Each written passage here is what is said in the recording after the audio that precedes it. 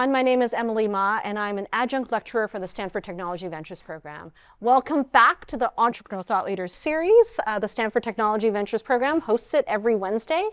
Today, I'm so thrilled to have Ryan Nece with us. Huge round of applause for Ryan.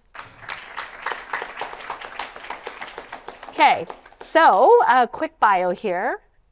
Ryan Nece is the co-founder and managing partner of Nece Legacy, a multi-strategy venture platform investing in established venture firms, emerging venture firms, and select technology companies. Nece Legacy's model is built on trusted relationships and disciplined capital stewardship, while expanding access to technology and private markets for communities such as professional athletes. The firm sits at the nexus of venture capital, entrepreneurship, sport, and philanthropy, giving Ryan and his partners a unique vantage point within the innovation economy. Nece Legacy believes that best-in-class returns drive the greatest charitable impact. While most funds on its platform operate with standard venture economics, all returns from the firm's flagship fund are donated to philanthropic causes. A former Super Bowl champion, Ryan transitioned from professional sports to entrepreneurship, founding and scaling multiple businesses before co-founding Nece Legacy. Based in Portola Valley, California, he brings a distinctive combination of leadership, operating experience, and network depth to the venture ecosystem. Okay, I'm so thrilled. I've been waiting for this chat for 2 months, but we're gonna start from square one. Okay. Okay. Let's go back. So we're gonna go back. We're gonna go back. By the way, Ryan's mom is here in the audience with us, which is amazing. So, oh yeah, round of applause. Round of applause. She's the oracle of the family. That's right. That's right. Okay, we're gonna go back to when you were a wee lad. Yes. Wee lad. You were the son of 2 amazing parents, one of whom is a Hall of Famer in the NFL. Yes. Ronnie Lott. Tell us what it was like to be so curious in learning from your father, showing up as he did on the field, in the spotlight, day in and day out. Well, first, let me say thank you, Emily. Thank you for allowing me to be here. Thank you for giving me the opportunities. I know this is the last class, and so I'm really grateful to be here. All the things that you've accomplished with this class, with this program, with the podcast, really incredible. So thank you for the honor to be here with you. So I'm excited too. I really appreciate the opportunity. You know, when you think about that question, it really is an important one because it is a lot of the foundation of who I am today. Having the opportunity to be in the presence of greatness on a day-to-day basis and watching how it operates outside of the spotlight was a privilege. And watching the way that my father approached his craft, his dedication to being the very best, you know, that helped shape me into thinking that an impossible was possible. And what's amazing is I quickly learned through my father that you know, success comes at a cost, and success comes at making tremendous sacrifices. And most people in this room probably could articulate their dreams, their goals, their aspirations, what they want to achieve, but very few may have the opportunity to truly express what they're willing to give up to achieve those things, what pain they're willing to endure. And I got a chance to see my father endure a lot. And I'll give you an example. You know, a lot of people don't know that my father, they know that he, you know, won 4 Super Bowls, is in the Hall of Fame, arguably one of the greatest NFL players of all time. People know that. They don't know he's a 2nd-degree black belt. He studied that craft. He studied martial arts, and the things that he learned through that helped train his mind as much as it did his body. So much so that I remember going to one of his training sessions. And as I was at this training session, he had a sensei, and his sensei was taking him through a normal routine and a normal exercise. And the sensei had this bamboo stick in his hand as he was walking around, talking to my father. And he said, "What's the number today, Ronnie?" And he said, I think he picked 8 or 7. I don't remember the exact number. He said, "Great." And so he's going through his training, and then all of a sudden he said, "Are you ready?" And the sensei took that bamboo stick and swung it like he was trying to hit a home run and hit my father with that bamboo stick. multiple times the number that my father picked. And to watch him wince, I never saw my father cry. To watch him, endure that pain, to take on those blows was mind-blowing for a young man at a very young age. Like I was, what is happening right now? This is crazy. Afterwards, I asked my father, why would you do that? Yeah. Why would you allow him to do that? And he said he was trying to prepare his mind to be able to play pain-free. And if he could inflict more pain off the field, that when he got on the field, he could endure any amount of pain that came along with playing the game at the level that he was playing. And so that takes a certain mindset. And to be around that and to be, grow up around that, there were definitely some high standards that I learned at a very young age, that greatness comes at a cost. Wow. Your father also spoke about exhausting the moment. He did. Tell me what that means. Yeah, it's his life motto. I mean, imagine any of you, the last thing that you did to exhaust yourself. Anything. Think about the most exhausted that you were in that moment of time. My father wants to do that truly in every moment. He wants to squeeze every ounce of the moment out of it, and to try to exert himself to be as present as possible, to be in the pursuit of excellence, to try to show up and maximize what that moment is given. And in his mind, he would talk about that, obviously the past is no longer and the present doesn't exist. The only thing that matters is this moment. And so why not do everything in your power to exhaust it? So he wears a band that has exhaust the moment written around it, a leather band. And it's just his reminder, again, of the standard in which he tries to operate by. Wow.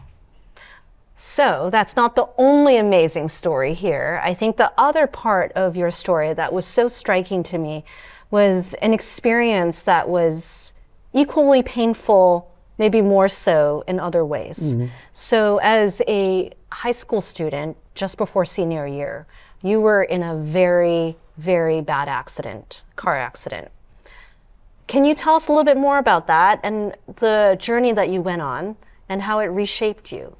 Yeah, Emily, great question, and truly a transformational moment in my life, a crucible moment, a moment that I could reflect on and be back in instantly. It was that impactful to myself and to my family. At that point in my life, prior to my senior year, I was getting ready to go into my senior year, so it was just the summer before that. A group of friends, we were going to go to the beach and enjoy a day at the beach. And I'll never forget it because it was my best friend, the girlfriend that I was dating at the time, and another good buddy. And my best friend, Teddy, showed up at the house to pick us up and to take us to the beach. And as he was pulling up, we were walking out to the car. My stepfather pulled up, and he pulled up in a convertible Mustang. And he yelled, "Hey, where are you guys going?" And we said, "We're going to the beach." And he said, "Don't take that car, take this car." And he tossed me the keys. I said, "Of course, I'm gonna take the convertible Mustang. Who's not taking the Mustang to the beach?" So we jumped in the car and we take off to the beach. And if any of you, that are listening or those here in the classroom are familiar with the freeway system in Southern California, there's just traffic all the time, 24/7. It's complex. It is a dangerous highway. You have to be on alert and be a defensive driver. I was being a very offensive driver. Before we got to the beach, we stopped off to go and get some gas. And as we're getting back on the freeway, I started to accelerate on the on-ramp. And as I was accelerating on the on-ramp, I lost control of the car. And as I fishtailed and power slid through this turn, I realized that the freeway started to elevate, and another freeway and actually a rail system went underneath the freeway, and I thought we were gonna go off the side of the freeway. And so I corrected the car, and imagine the merge lane and the slow lane coming together, and there's that area, that triangle area that creates gravel as those two lanes come together. The car ended up in that area. And right then, a car in the slow lane was just about to hit us, and I panicked and accelerated the car and went perpendicular across the freeway. As we're traveling perpendicular across the freeway, a car goes right through the driver's side door and bends our car in half. And so now a lot of this was told to me after, but I do remember, I could draw you the picture if I was a good artist. The visual in my mind is so clear of watching this diesel Mercedes come all the way to the door, and I could watch the Mercedes symbol of that car come and hit the door, and then it was out. The girl that I was dating at the time fractured her shoulder and sprained her neck. The gentleman sitting behind me, my buddy, broke every bone in his leg on his left side.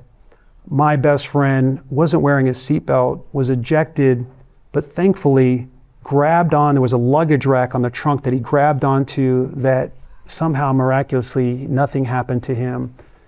But for me, a lot happened. My entire face was crushed. My arms were lacerated with contusions and cuts.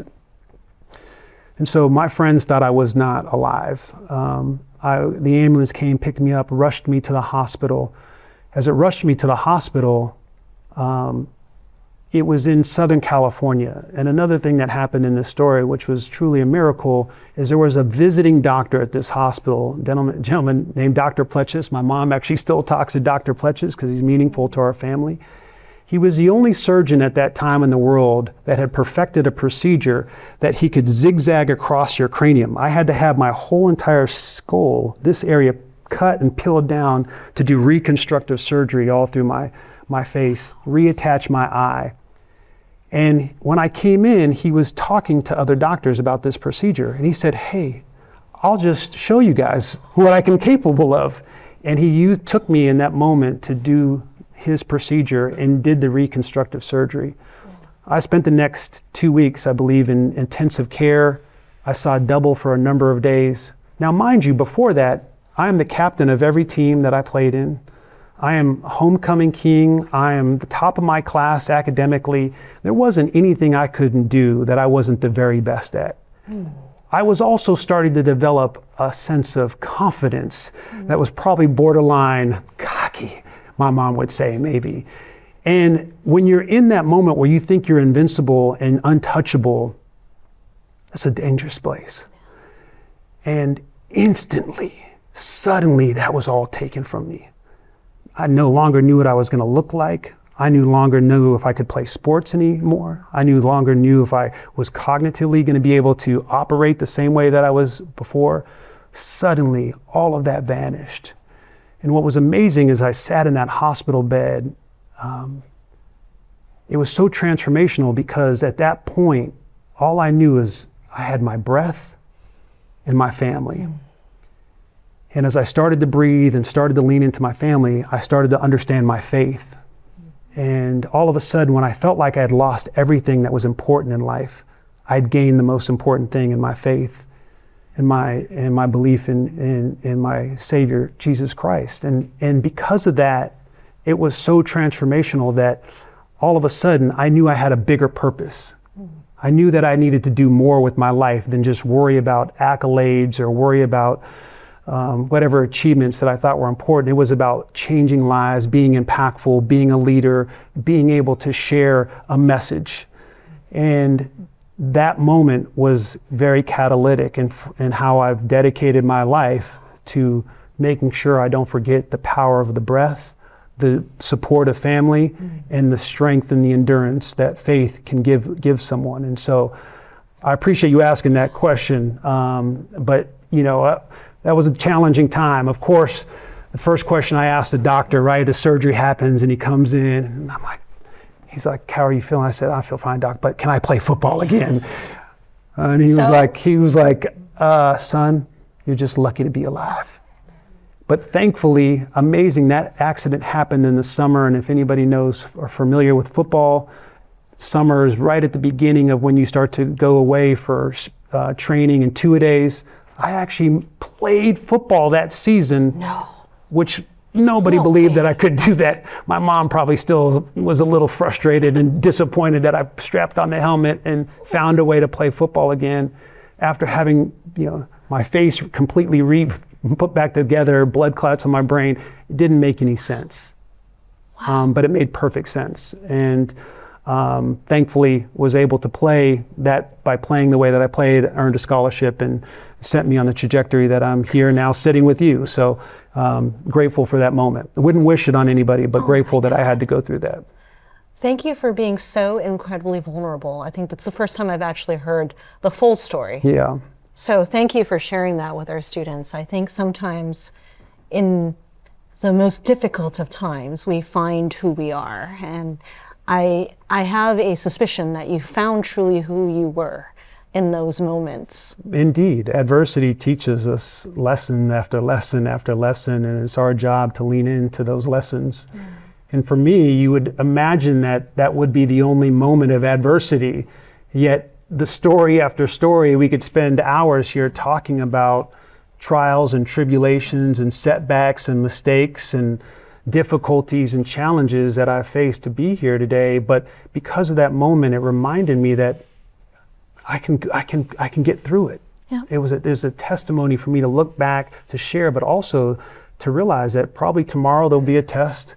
I'll be challenged. Life will come at us. And yet, again, with faith, breath, and family, you can get through that moment and move forward. And so, yeah, I learned a lot. And it was definitely defining who I am.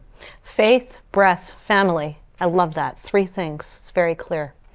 So we could talk for a very long time about your Super Bowl and your NFL career, but I actually want to talk about the transition as you close out that chapter and actually did something actually incredibly courageous, which is to go through another transformation of a different sort. You wouldn't be here today if you didn't choose to start from scratch again after those years as a professional athlete. Can you talk about what that took and why you were successful in doing that and why it's hard for others to do? Yeah, playing in the NFL at the highest level, getting an opportunity to win a Super Bowl, living out your childhood dream. I mean, it was incredible. Like being able to play in front of thousands of people cheering your name. Tens of thousands. Tens of thousands. Hundreds of thousands. Maybe millions of viewers. Yes, phenomenal.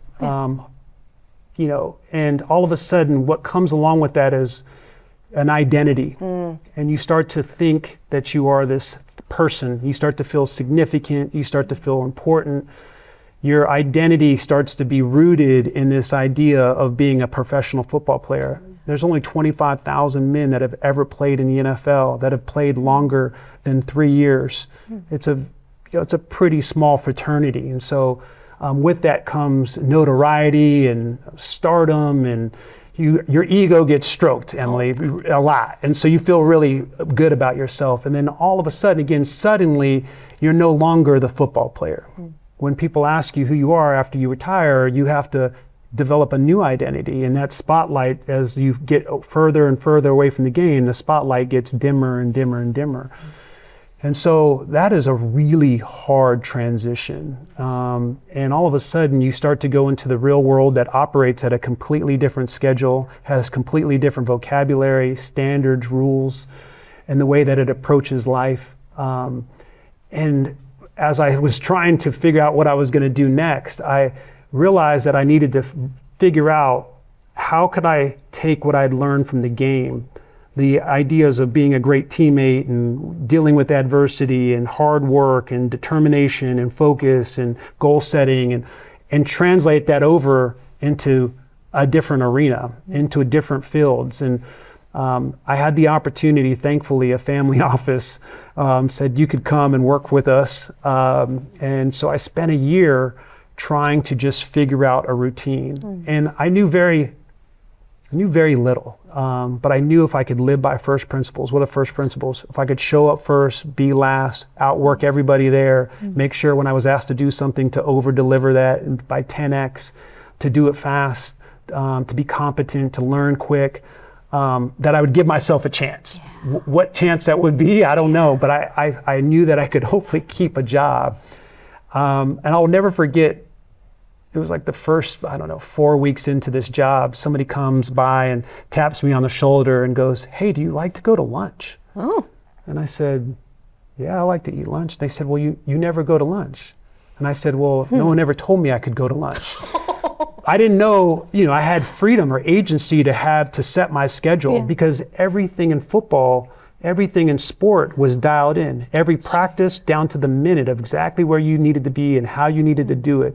Everything was laid out for you. And so going from this environment where everything was told to you about the play, not just the play itself, but how to execute that play down to the detail that the very best do it, to then all of a sudden have the freedom of agency, that was hard. And so you had to learn new routines, you had to develop new scoreboards, you had to develop a new way to discipline yourself to execute in that environment. And thankfully, I'm self-aware enough that when I don't know something, I ask for help. And so I would call people and say, hey, I don't know what I'm doing here. Can you help me out? Tell me what I need to do. I would ask for advice, and I was trying to do anything I could to help accelerate the learning curve there so that I could hopefully get up to speed and then start excelling from there in my career. I loved what you said about suddenly having agency. I think a lot of students, you're following a schedule, right? You have classes, you have extracurriculars, and some of our students are going on to be entrepreneurs, and suddenly they have to design their own schedules. Like, what's my highest and best use of every hour of my day? How do I design that? It's really a creative process to try to figure that out, and it's not easy when suddenly you don't have anything anchoring your calendar. Correct. And if I asked you for advice on how to do that, you may say, Ryan, this is how I lay out my calendar and my day and have it dialed in. And that may work for you. It may not work for me, right? And so to your point, understanding what's best for you, how to optimize your schedule, your routine, I think one of the biggest lessons you have to learn is how to say no. That is one of the most... Why? Why is it important to say no? We're constantly inundated with distractions. And when you think about the people that have ever done things at the highest level, whether athletes or men and women in the business world, their ability to focus. And there's a saying in sport, and that we use still even at our firm, see a little, see a lot. See a lot, see a little. If you see too much, you get overwhelmed, paralysis by analysis, you're distracted on focusing on the most important thing, the MIT. And so making sure you're able to say no, to block out those distractions, to stay laser focused on the task at hand, on the goals that you want to achieve, on the sacrifices that you need to make. That is part of the art, I think, of achieving the success one goes after. I'm going to dig into this one more time because I think learning how to prioritize and saying no is one of those really important skills. So how do you say no gracefully? I think a lot of us here, sometimes we have the saying FOMO, fear of missing out. Like, how do we overcome that feeling, and how do we confidently say no to things? Yeah, well, one, I'm laughing because I know my mom's sitting here, and I'll remember a lesson that she taught me. And this was maybe a year or so ago. I remember talking to her and saying, "Hey, I'm going to travel to New York to go and I think it was accept an award." And she goes, "Wow, Ryan, that's amazing." And I said, "Well, while I'm there, I'm going to actually help some people with this and help a couple other groups with another project." She's like, "God, you help so many people. You say yes to everybody." And I felt like a proud son. My mom was giving me a compliment. And she goes, "The only person you say no to is yourself." And so one of the things that you have to also remember is making sure you're prioritizing self in a positive way, not in a selfish way, but in a way that you don't overextend yourself or exert yourself just for to please others at the expense of your own personal needs and desires. And so I say that because as young people are trying to understand how to prioritize and learn to say no in a graceful way to your question, I think one of the things that I've learned, the best way to say no is to offer an alternative. Emily, I can't join you today, but you know what? In 3 weeks from now, after I get this project done, I'd love to catch up with you. Actually, you know what? You should meet with Sarah, because Sarah's awesome. She would be better than me in this situation. Offer an alternative, and that's a very thoughtful way to approach, feeling like you're not going to burn a bridge or make somebody be disappointed. I think that's worked well for me. Well, taking all these lessons, I know you've been running this platform, this venture platform for a number of years now, right? Next Legacy, and it's very unique. And I think one of the most unique aspects of it, as I mentioned in introducing you, is that the flagship fund, you donate all the proceeds to charitable causes, and this is a massive part of your life. I want to maybe switch gears now and dig into that. How and why? I know maybe it ties back to your faith and your view on the world. Tell us a little bit more about that. Yeah. This year, our foundation, which is headquarters in Tampa, Florida, celebrates 20 years. Congratulations. Thank you. The mantra behind this particular foundation is the power of giving. And so I actually created a curriculum that teaches high school juniors and seniors the principles of the power of giving and how to be a servant leader. And we found that that's really important as we continue to try to teach young minds about a million things, but hopefully teaching them about being aware of the needs that are around them. And really grateful for the work that we do there. But the thing that I've found, and the reason that that's been important with the foundation and has carried me into what we do at Next Legacy, is I won a Super Bowl. I've been in a family that has fame and fortune. I've been around amazing leaders and been around incredible humans that do things at the highest level. But there is nothing that's touched my soul more than another human saying, thank you for helping me. Thank you for changing my life. Thank you for saving me. When you have the opportunity as a human to do that for another human, there's nothing more rewarding than that. There's nothing more impactful than that. And so to be able to take this kind of family mantra that we also believe in, that the giving hand is never empty, we've instilled that into what we do as an organization at Next Legacy. And so we prioritize something that nobody does in venture. We don't charge a carry, that we actually not only do our investors, but the GPs themselves and our GP committee, we give that all away. Incredible. To organizations all around the world to change lives, to make the world a better place. That is awesome. And so selfishly, it feels really good. It's powerful and meaningful and impactful, that hopefully that, when we look back, we've made a small dent and we've made a contribution, that the young minds that are in this room that are going to continue to champion, that are going to continue to move forward, that are going to continue to fight to make our world better, that we've helped them, we've aided in their efforts, that we've given them even a more head start than we had. And so I think about all the men and women, my mom, my father, my grandparents, I knew my great-great-grandmother, the men and women that came before them that made tremendous sacrifices to give me the opportunity to be where I am today. Wow, I owe it to them to try to show up and make a difference. And so those are the reasons that I show up. Those are the reasons why Next Legacy exists, and we'll continue to fight for being different and finding ways to generate returns for our investors to create positive impact. I'm so touched by your story, because when I look at how I ended up here, there are things that people did, 50, 80 years ago that made it possible for my father to be born, then me to be born, and then me to sit here. And I try to pay it forward 50, 100 years out, right? So what could I do today for someone today who will benefit whoever they will then help? 100%. Several generations out, right? And I can feel and I know the impact that you've had, not just this generation, but several generations out, 100 years out.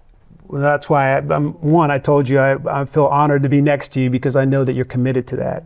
And that commitment is authentic. And that's the part that we have found when we're fortunate enough to huddle up with other men and women. When you're in an arena in the game of life, fighting to find ways to make difference, you got to lock arms with other people that are trying to make impact. And so for me to be here with you, to show up and be a part of this is an honor, because I know that you're fighting for that. You're fighting not just for the students here, but for those that are down the road that will benefit from the effort and the sacrifices and your commitment. That's amazing. You said something that was actually quite funny at some point, going back to authenticity.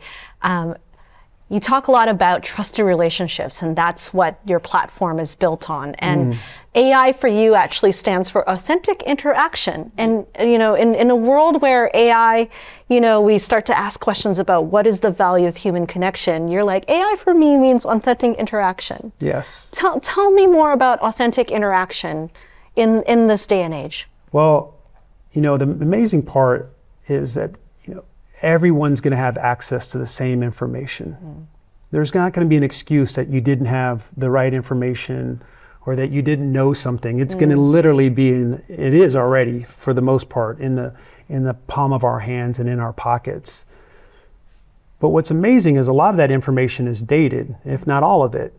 And so I know this is being recorded now and it's not up yet, but if we were just sitting at dinner, you and I, having this conversation, and the students weren't here, and it was just you and I sharing an intimate conversation, that's really authentic. And that content, that information is proprietary to me. It's proprietary to you. What we choose to do with that, how we learn, how we act, how we move, how we invest, how we decide to trade on that information that we're given, gives us edge.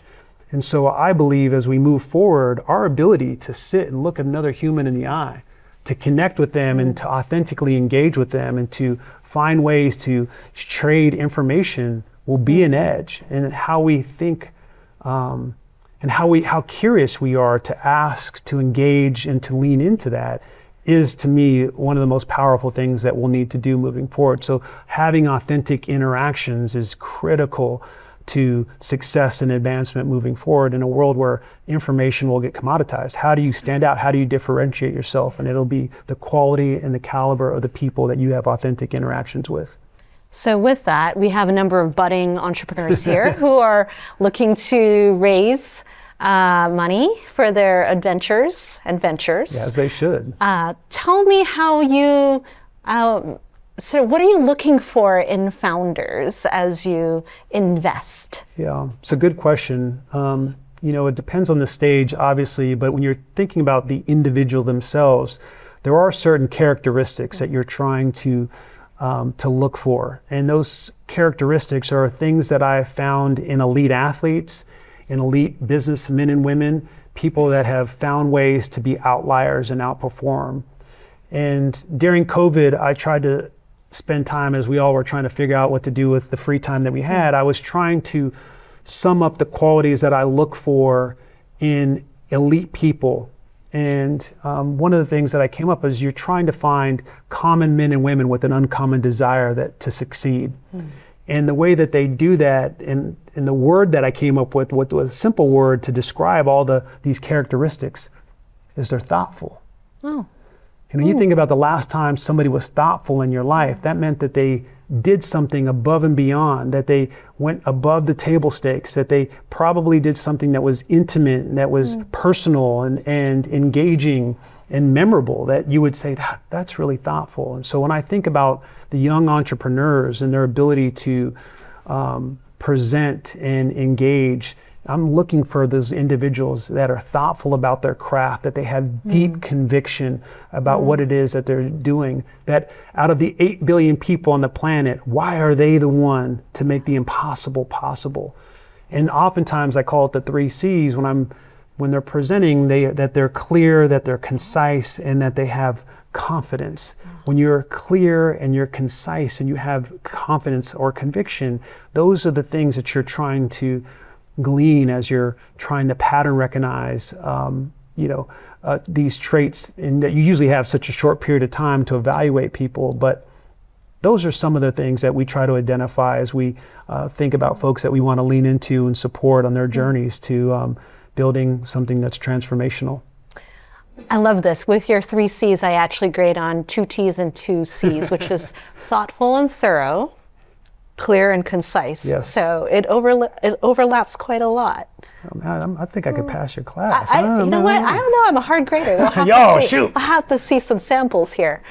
All right, we're coming to a close in the formal part of this. So the question we ask all of our speakers is one that the founder of the series, Tina Seelig, has asked every speaker, which is, what do you wish you knew when you were 20? So you were in college, you were playing football, and if you could transport yourself back in time to yourself this day when you were 20 years old, what is one or two sentences of wisdom you would share with young Ryan Nece?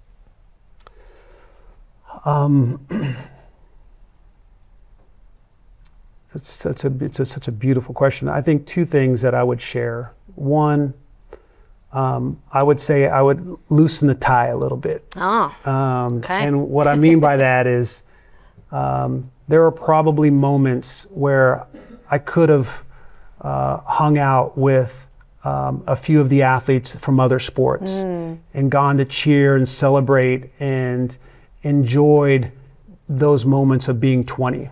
Because the time is so precious and there is nothing like this period of time. I have yet to find another time in my life that is similar to that time. So looking back, you would say enjoy it, loosen the tie, embrace those moments of being 20 and having fun and enjoying that. The second thing, I think I would double click and double remind myself that life is not about the dash. It's not about being the dash, Ryan, between your birth date and your expiration date, but it's turning that dash into a plus sign. It's not a minus sign, it's a plus sign. And everything that you do and everything that you contribute and how you interact on every day, you have the ability to either impact it in a positive way or a negative way. And so I think that I would show up and remind myself of that. Wow, that's beautiful.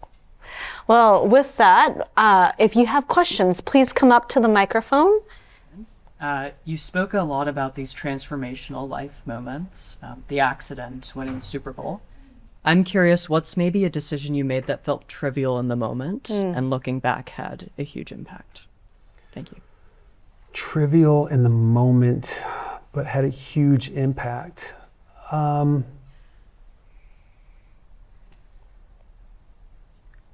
I would say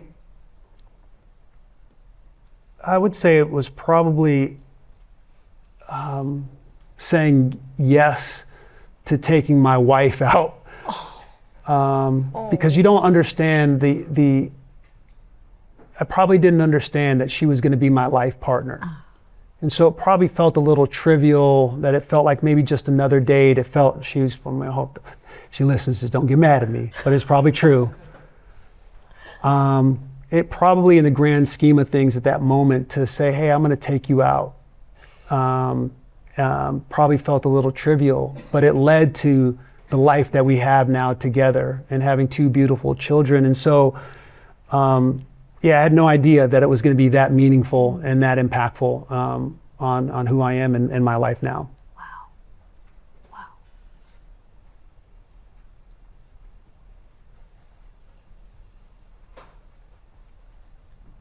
Hi Ryan, thank you for being here. I loved your story. I truly feel so inspired by it. My question is about mental strength. How would you go about getting better at it and just building it? Oh. It's a great question. Mental toughness is, I think, underrated. And I think it's really important to develop mental toughness and to develop resiliency. And I think it's something that you got to continue to practice. And even though I've been battle tested and have enough scars to show that I've been able to endure pain, I still try to find ways to practice mental toughness. Most people don't know this, but one of the small things that I try to do is each month I pick something very small, writing a note every day, reading a particular verse every day, taking a cold shower every day, something for the entire month that I have to commit to doing, so that I can develop the routine of, even when I don't want to, still finding a way to doing that. Right now, I'm just doing 100 push-ups a day. Wow. There are times where I've gotten off of a plane, gone to meetings all day, and had to get to the hotel room, and it's 11 o'clock at night, and I'm like, I gotta do 100 push-ups. Oh my God.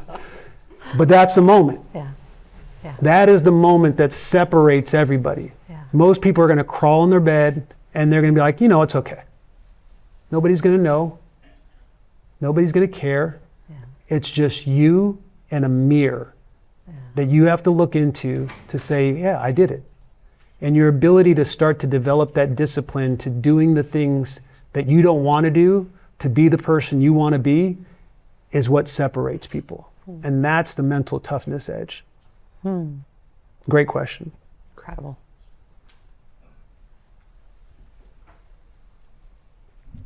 Thank you very much for what you said. Oh, can I really appreciated the conviction with which you spoke. I want to ask a question. Your mom seems very wise, and it seems like she dropped a lot of good lessons in your life. And I just want to ask, what was another one of those lessons? Oh. Man, you can give me some brownie points. I'm gonna give my mom's taking me to dinner after this. No, it's another really good question, because another really important lesson. I'll never forget this. I'm in the 6th grade in elementary school. And elementary school, where I lived at that time, the 6th grade was the top grade. And so you're kind of the big person on campus. And I remember I came home one day and my mom said, how was school? And I said, it was great. She said, what'd you do? I said, oh, we played kickball. If you guys remember kickball, if anybody played that. And I was telling her, I kicked the ball over everybody's head. I scored all the points. I got everybody out. I was bragging, right? I was really, again, kind of cocky, kind of confident. And so I'm bragging. She's listening, and she goes, oh, that's amazing. She's like, oh, how do the teams get picked? And I was like, well, I'm the captain. I'm the best. So then I pick the next best kid, and then somebody else picks, and you pick your team. And she's like, oh, that's amazing. She goes, are there kids that don't get picked? I said, of course. Kids that aren't any good, nobody picks them. Why would you pick them? She goes, oh, okay. Well, if you're as good as you say you are, you should pick the kid that doesn't get picked first. And if you could win with him or her, you'd be very good. I was like, up for the challenge. And I went to school the next day. I didn't know this Jedi mind trick that she was trying to play on me. I had no idea what was coming. And I remember doing that. And you talk about a feeling where another human feels like they've been seen for the first time. And that's special. And she gave me that opportunity to understand what that feeling feels like. And so I'll never forget that moment of being doing that in the 6th grade and understanding, again, when you have, too much is given, much is required. And whether you're the big man on campus in 6th grade, or you're a powerful executive, or you're a powerful athlete, or you're top students at one of the most prestigious universities in the entire world, you have the ability to help other people to feel seen. And that's incredible. So, that's another lesson she taught me. Thank you, Mom. This is the last question. All right, bring us home. Yeah, bring us home. So I noticed that you speak with barely any filler words, and I think a lot of the guest speakers we've had also are really great speakers, and they speak without saying without saying So do you have any kind of advice, especially for us in this day and age? I feel like we talk with a lot of filler words, so yeah. Great question. Good question. I really despised. I was reading out loud as a kid. I was embarrassed. The way that I read, I would stutter over words, and I might mispronounce a word. I might get a word wrong, and I hated it. And I felt like kids would make fun of me, and I felt inferior. And so if you guys remember, I don't remember what grade it was, but it was just as you were reading something out loud in class, your teacher would break up a chapter, or a paragraph for each person.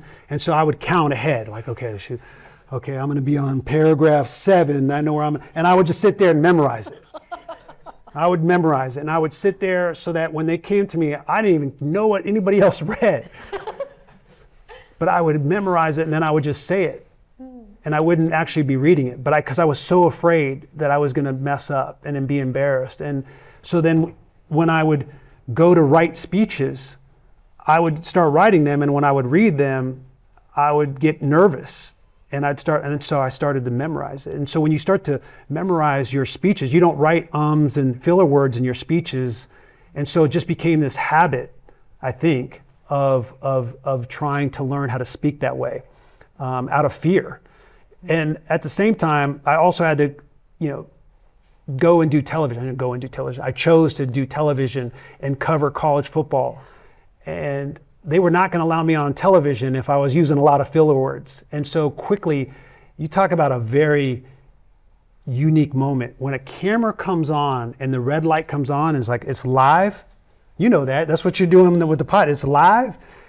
And all of a sudden, not thousands, millions of people or Tens of millions. are going to listen to what you're going to say. You better lock in. Yeah. You better lock in and know exactly what you're going to say and how you're going to say it, and make sure you represent your family the right way. Or I'm getting a call from my mom, right?